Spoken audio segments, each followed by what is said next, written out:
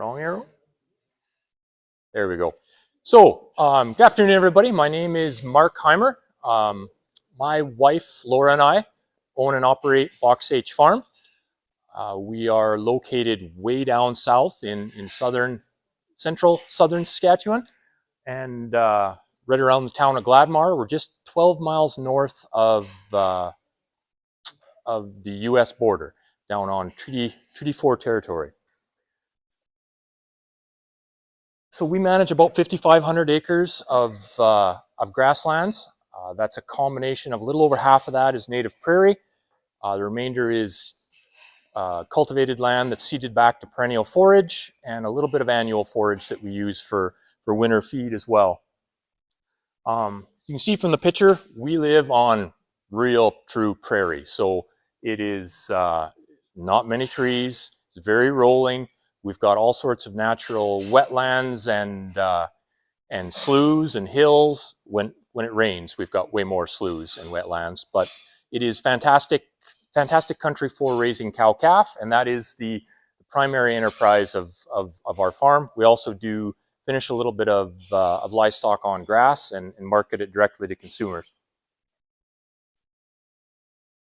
So just to give you a little bit of an idea where I'm coming from when I suggest certain things about fence and talk about water and that sort of thing, everyone's coming from a different place. Just to give you an idea where I'm coming from, so you know if I say something absolutely nuts, that's why. We were at one time set stock grazers where we had large summer pastures. That's where the cattle went, and that's where they stayed until the grass ran out or the water froze, and that's how we managed.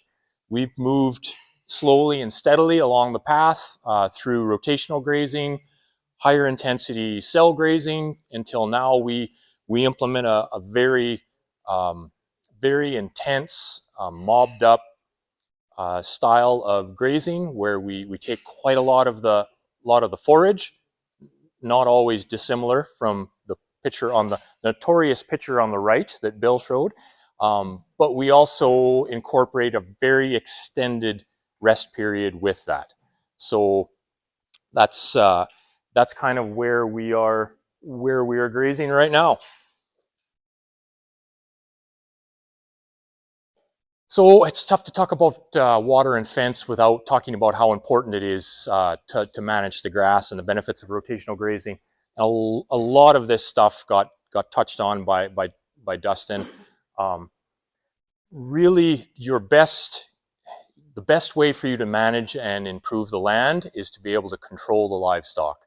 Overgrazing is a function of time, how long those animals are on the land, and how long until you allow them to come back to regraze those plants. That is super important. And the rotational grazing system, that basically is what manages those aspects. A lot of this stuff I don't need to go into very far. Dustin talked about a lot of it, about recovering plants, improved nutrition when you're rotating more often, and not having the animals change from getting the best grass and then eventually having to clean up the poor stuff in the pasture as the year goes on. And talked a little bit about planned grazing and having a plan, which is always more important when Mother Nature throws some really hard curveballs at you, and it's always nice to have something to fall back on that you know something's going wrong because the plan says we should be doing well and we're not. And space for wildlife. Not all wildlife likes where cattle are grazing. Some of them do like to spend time around cattle, some of them don't. So when you're rotating, you're creating lots of different little areas that have more or less grass, more animals, and creates an environment for ideally every kind of wildlife. So like Dustin, I like diagrams with lots of different subdivisions. And this has already been covered, so I'm not going to spend a lot of time on it, but it's a really good illustration of how just one cross fence can get you that half of the pasture that you're able to rest. Just a couple cross fences, double that, even that much more. And it is it's our job to manage where the livestock are and how much grass they're taking, how long until they come back to it. So just little things like this, when you're setting up your water infrastructure and when you're deciding what different types of fence that you want to utilize, it's really important to think about what you might want. You might not want to be the 64 paddocks on the left. Sometimes that's reserved for crazy people like me who think that's a lot of fun, and that is and a lot of times that's kind of the way we graze. But it's really easy to see how just setting up your infrastructure in a specific way can allow you to increase or amplify that rest period. Whereas if you set your infrastructure up with no forethought for this kind of thing, it can make it much more difficult. And as we all know, things that are difficult tend not to get done. I don't have a lot of, I don't speak often enough that you guys are going to throw off the rhythm and the vibe of this presentation. So if you have a question, you're not going to screw things up, and I'm going to just be shot for the rest of the talk. So if you've got any questions about any of this stuff, jump in as we go.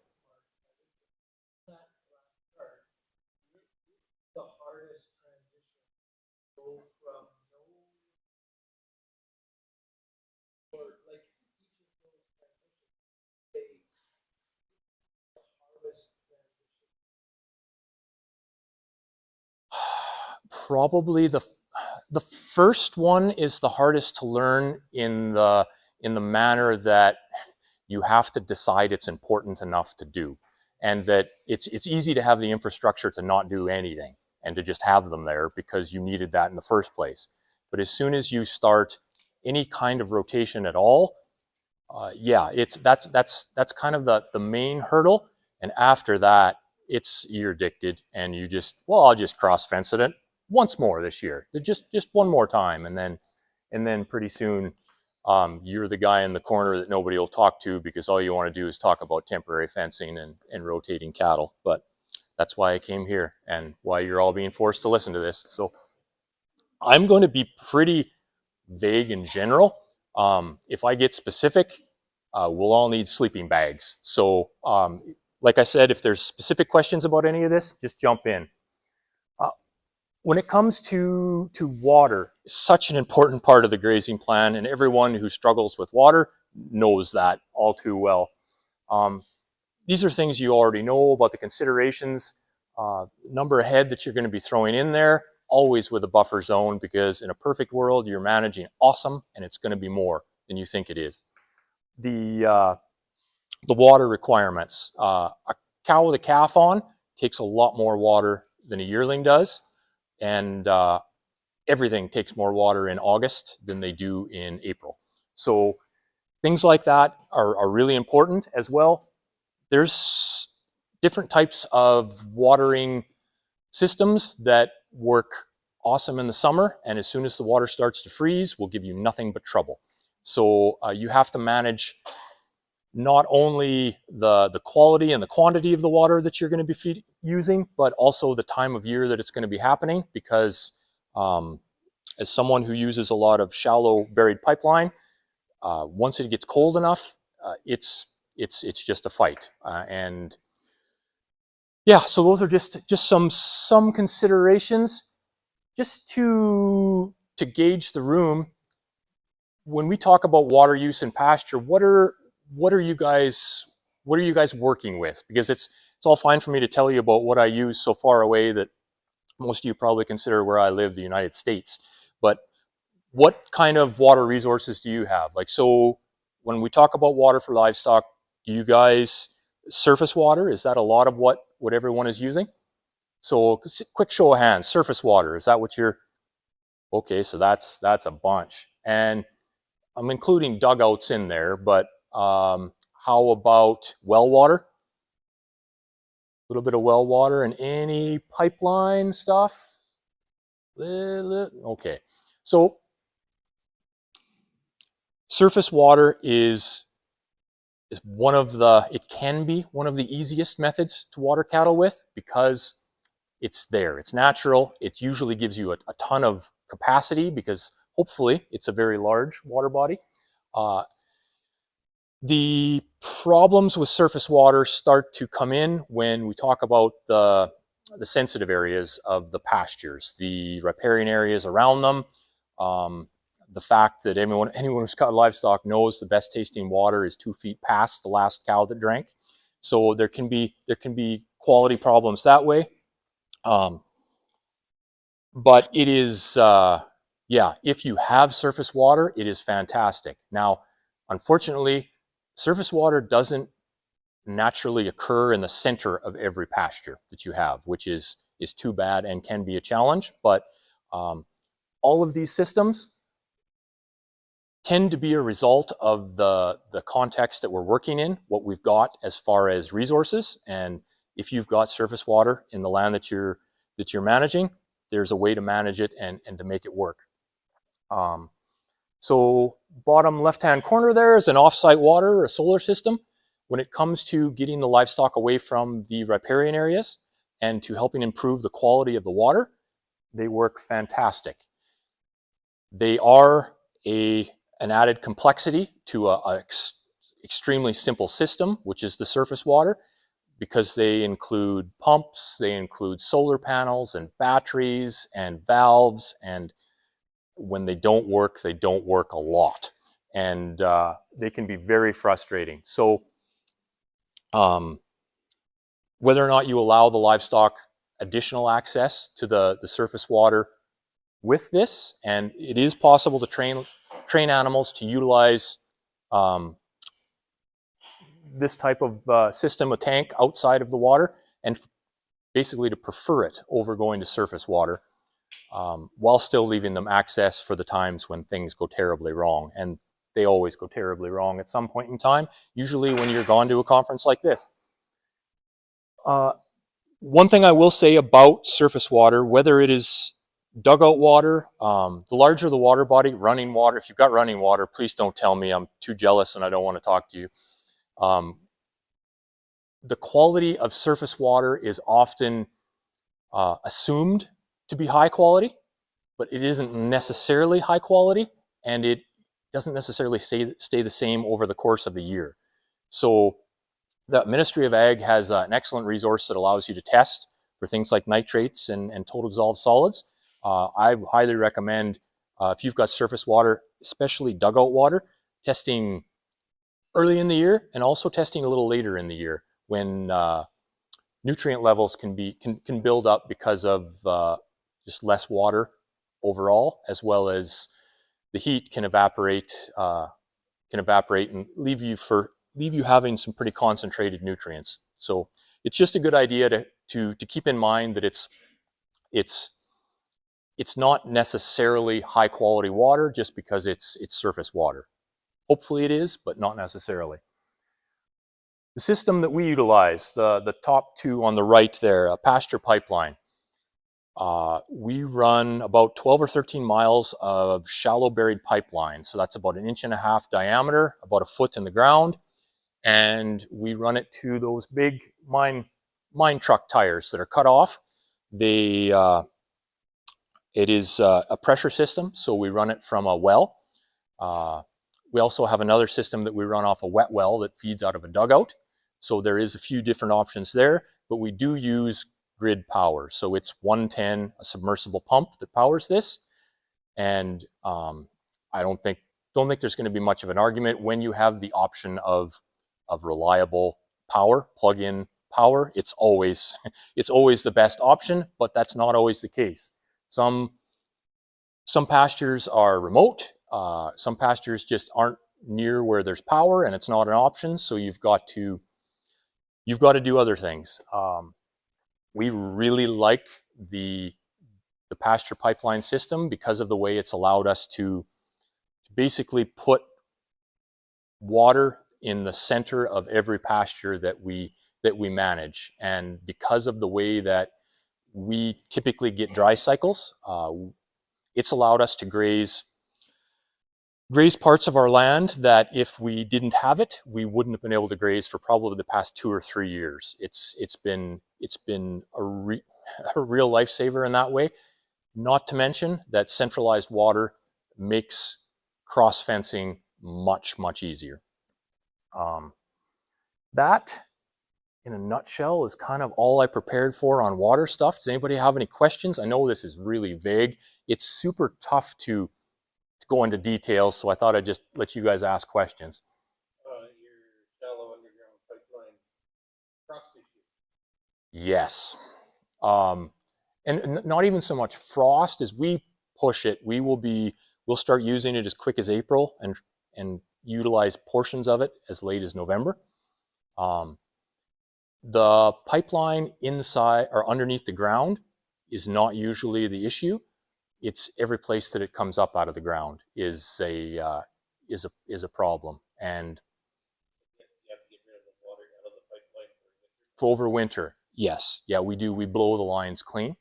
You can drain them and just allow the water to run out a little bit, but if there's water left in them over winter, it takes probably a month to a month and a half longer to be able to use them in the spring, just because it takes a long time for ice to thaw at 1.5 feet down.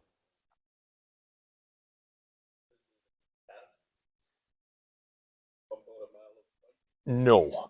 So when you're pumping out the pipelines, it's kind of counter to what you'd normally think. You don't need as much air pressure as you need air volume. So we used to rent, we now own an industrial compressor. If you got a neighbor who's a farmer, they all have them for blowing their combines off. So just one night when he's not using it, borrow it. And yeah, you plug it into this line, and it'll carry a vast majority of the water out. You can use little foam pigs to help clean it out even a little bit further, but it's one of those things that takes way longer to set up for than it does to actually do. To blow out a mile of pipeline probably takes less than a half an hour. That was my biggest thing. Pumping pipeline. Yes. Yeah. And if you've got a real diverse topography, there's a chance that you could do some drainage points and get rid of a lot of it that way. But yeah, it's a problem.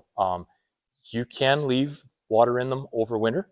It'll freeze and it won't break the pipes. It's a special high density line. I wouldn't try that every year. That feels kind of like pushing it, but every year we get caught with one line that we should have blown out 2 days before we froze it solid, and we haven't had any issues yet. Yes?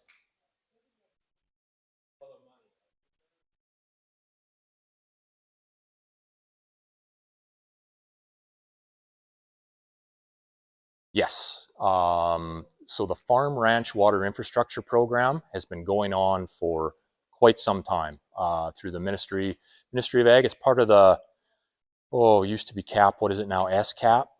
And it is. I believe right now it's 50% cost share for that type of thing.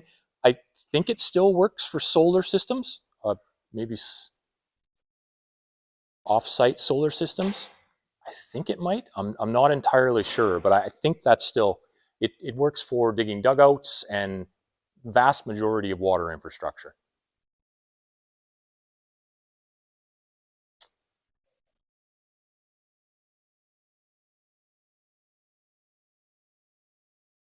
Yes, yes, yes, which is good. We are really happy with, we had the circumstance where we had a well that would handle a pipeline, so that's an advantage that we recognize.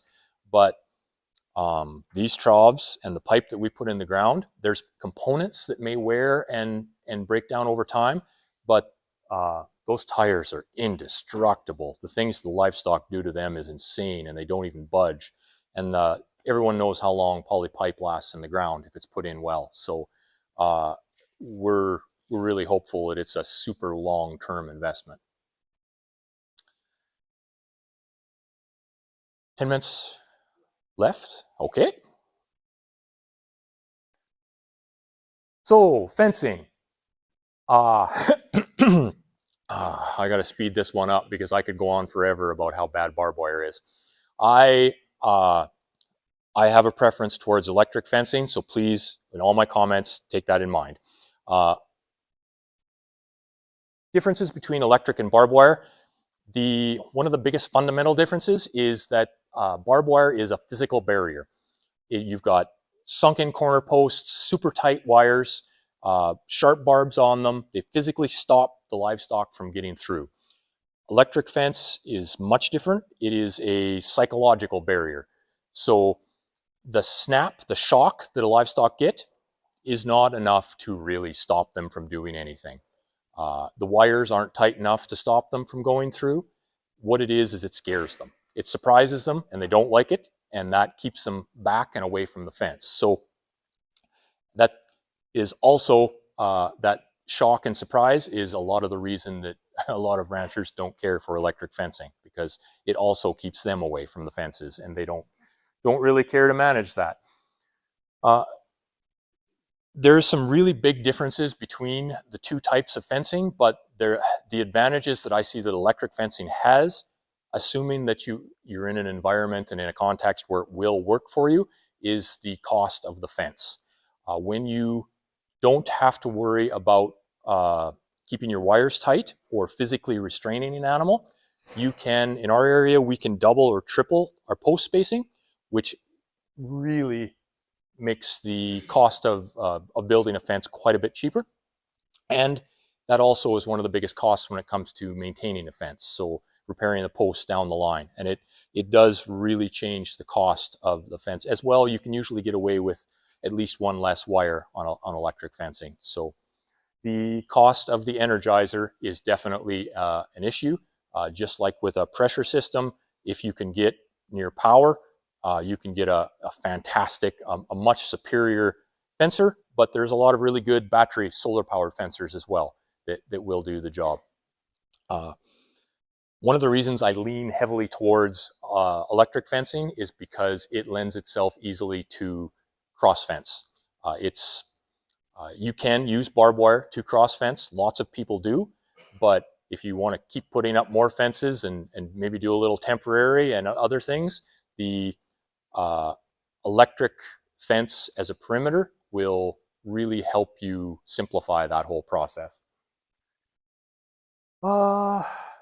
Yeah, and also the landscape, like I mentioned, is an issue. We live where there are no trees, and there are what we call bush only grows about 1.5 feet tall. So that's something I'm not familiar with, and I would not want to guarantee electric fence will work everywhere, but I'm pretty sure it will. Perimeter fence, the same two options, electric or barbed wire. Perimeter fence's primary focus is to keep your livestock in. And how good it is depends on your risk tolerance. It needs to be good enough to keep the cows in. Any less than that, and it's not functional. Any more than that is just to keep you sleeping better at night and to keep your neighbors happy. Cross fence is the exact opposite. The purpose of cross fence is to keep the livestock out. You want to keep them out of what they've already grazed. You want to keep them out of what they're going to be grazing. And so cross fences tend to be a little less robust than a perimeter fence, just because the risk of them getting across isn't quite as scary. When it comes to cross fencing, temporary fence becomes an option, and temporary fence is something that I think anyone who's interested in any type of rotational grazing should really spend some time getting to learn. It is the most versatile, the most flexible. It can be very economical. The options that it opens up as far as how often you move your livestock, the order you move them in, it is, you can't even understand how many options and how many doors it opens. I will say though, you don't just get to start with temporary fencing without a little bit of training. You need to train the livestock. A lot of times you need to train yourself on what you can get away with. And but once you get to that point where they respect the wire, you can do just about anything The things we get away with still surprise me as far as temporary fencing. Absolutely.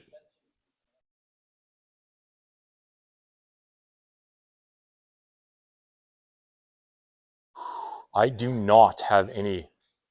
I would I would assume that it would be similar, with the caveat of the training component.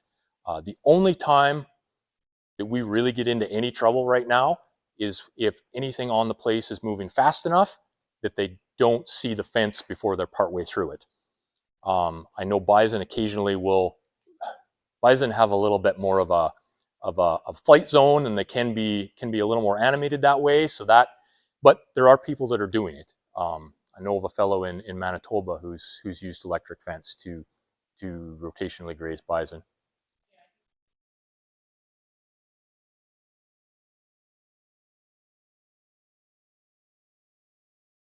Yeah.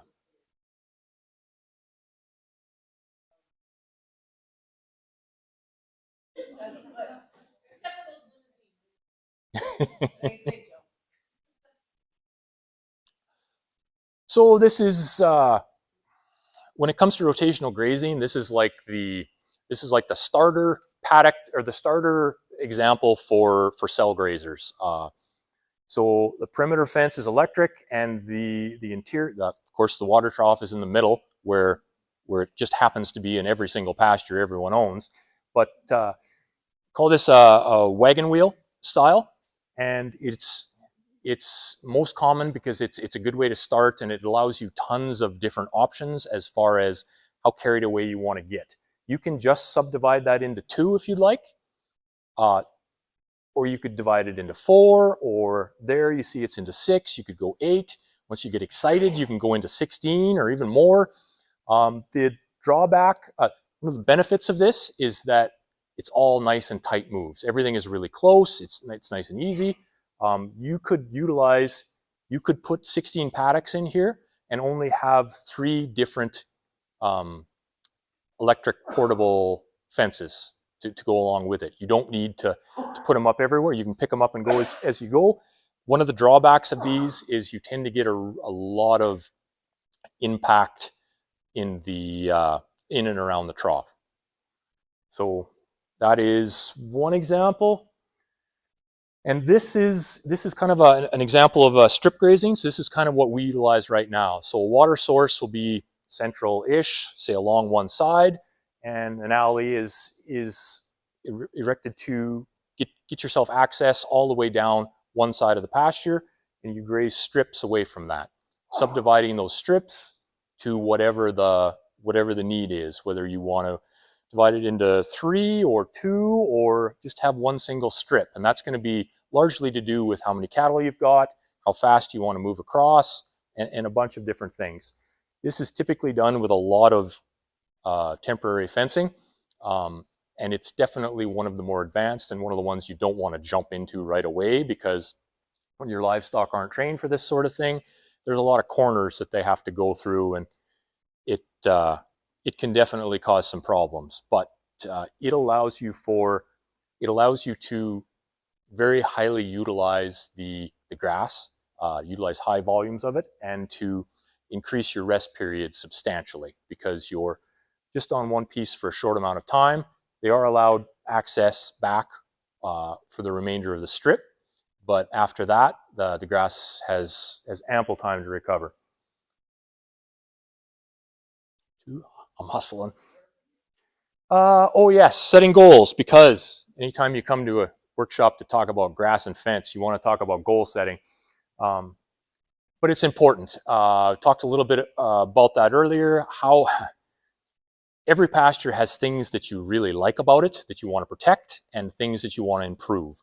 And going in with the ability to say, I want to do this, will help you decide what infrastructure you want to put in, and the amount of time and money that you want to put into it.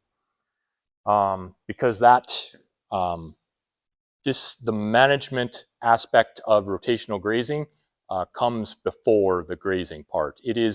It's certainly more work, and a lot of that work is the management and and determining what you're doing and how what you're doing is working. So pasture monitoring is essential. I think Bill or Dustin might have talked about that before, but it's also really important to monitor after too. After you graze, go out after you've been through your rotation, and just walk the land, see if what you expected to happen is happening, if you're making things worse or better. Everything we do, every time we put up new water infrastructure, we subdivide more fence, every action we have or that we take out there has repercussions. Some of them are positive, some of them are negative. And as managers, it's our job to determine which are which and hopefully do more of the positive ones. But that is it. Now, I think